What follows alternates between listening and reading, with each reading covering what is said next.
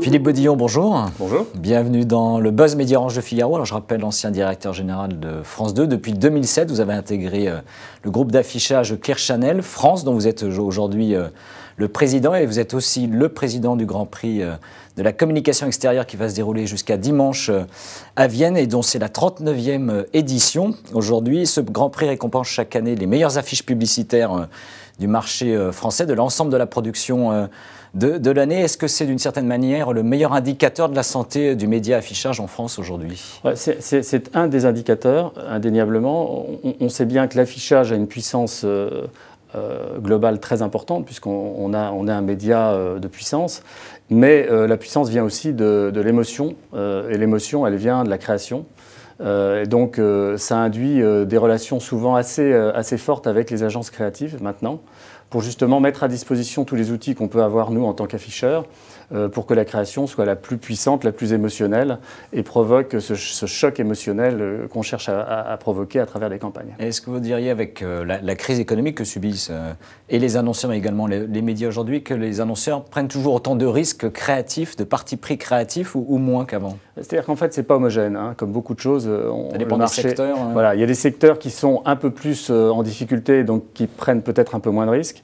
Il y a des secteurs qui, au contraire, sont plutôt dans une phase de croissance correcte, voire bonne. Lesquels, par exemple, qui soutiennent par exemple, tout ce qui est high-tech marche vraiment très bien.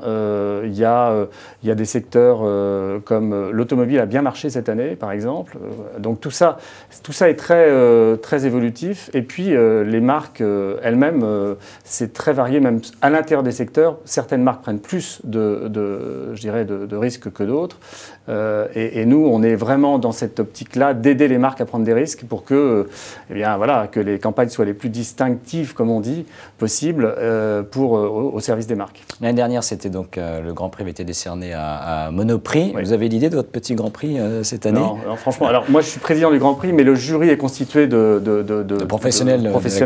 On a les 20 principales agences françaises qui sont là, qui délibèrent. D'ailleurs, c'est une organisation assez originale, puisqu'elle délibère devant des journalistes.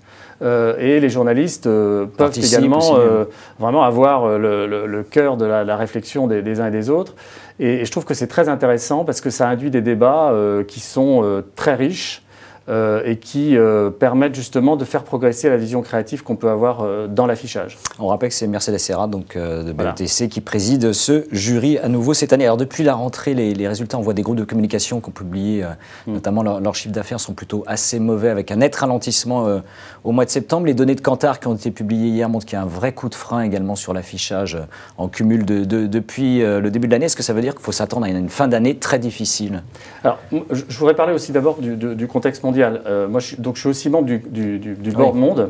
Et du groupe américain. Du groupe Clear Channel, Monde, puisque maintenant tout le groupe Clear Channel est regroupé dans une seule entité, y compris l'Amérique. Et on voit bien que les paysages sont vraiment très contrastés entre certains pays et d'autres. On voit bien que l'Europe est dans une situation plus complexe que d'autres pays. Et donc, le jeu est très ouvert, entre guillemets, sur des groupes de communication comme le nôtre, puisque nous sommes très forts sur le continent nord-américain. Le continent nord-américain et l'Amérique en particulier marchent plutôt pas mal. Donc en France, pour revenir à la France... La France est votre deuxième marché? Voilà, la France est le deuxième marché du groupe Clear Channel. C'est donc un marché important pour nous. C'est également très contrasté puisque nous avons une forte activité, nous, en local. 60% de notre chiffre d'affaires est fait en local. Et le marché publicitaire local est un marché beaucoup plus ouvert. Qui souffre moins aujourd'hui? Qui souffre indéniablement moins, et ça va être un des éléments de notre croissance cette année, c'est le marché local, avec le digital, qui est un marché émergent. L'année prochaine, alors que l'année dernière, on ne faisait strictement rien en digital, on va faire près de 5% de notre chiffre d'affaires en digital. Donc il y a vraiment un vrai, et je crois qu'on n'est pas les seuls dans cette catégorie-là. Donc Ce qui se passe, c'est qu'effectivement, le marché souffre globalement parce que les annonceurs nationaux, un certain nombre d'annonceurs nationaux sont en difficulté. On est en période de crise indéniablement. Et donc, les annonceurs font des choix, notamment dans le secteur, voilà, on le sait, le secteur télécom. Orange, SFR étaient des très gros annonceurs, notamment d'affichage. Cette année, voilà, on connaît le contexte. Ils ont été amenés à changer assez fortement leur politique. Et donc, ça a un impact pour nous.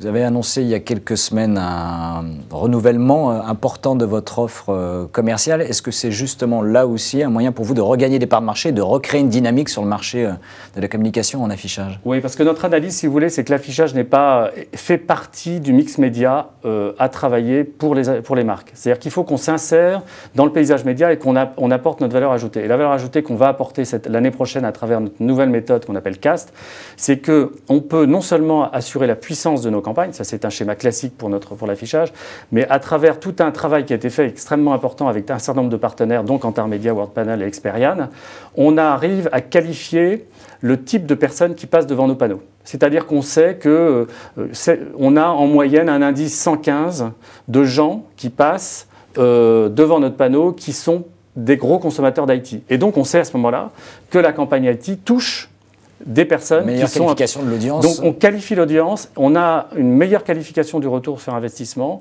on a mis en place un panel de personnes pour faire justement des tests d'efficacité de campagne post-campagne. Donc on rentre vraiment dans un schéma où on veut prouver l'efficacité des campagnes, à la fois par la puissance, mais aussi par la qualification des audiences qui passent devant nos panneaux. Très rapidement, vous parliez de médias numériques. On voit tous les médias ont basculé, sont en train de basculer. Est-ce que c'est l'avenir, là aussi, de votre média, qui reste quand même un média de masse, quoi qu'on en dise? C'est un média de masse, mais on peut travailler l'affinité grâce au digital, effectivement.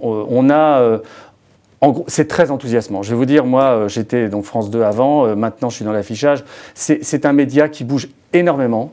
Et le digital est en train non seulement de bouleverser le modèle économique, entre guillemets, de notre industrie, mais aussi il est en train de modifier complètement le regard qu'on porte sur l'affichage, puisqu'on n'a plus du tout les mêmes qualités à mettre en avant. Et ça, c'est très, très enthousiasmant. Eh bien, Philippe Dillon, merci. Et donc, très bon Grand Prix à Vienne à partir de cet après-midi jusqu'à dimanche. Et nous nous retrouvons dès demain avec un nouvel invité. Très bonne journée. Merci beaucoup.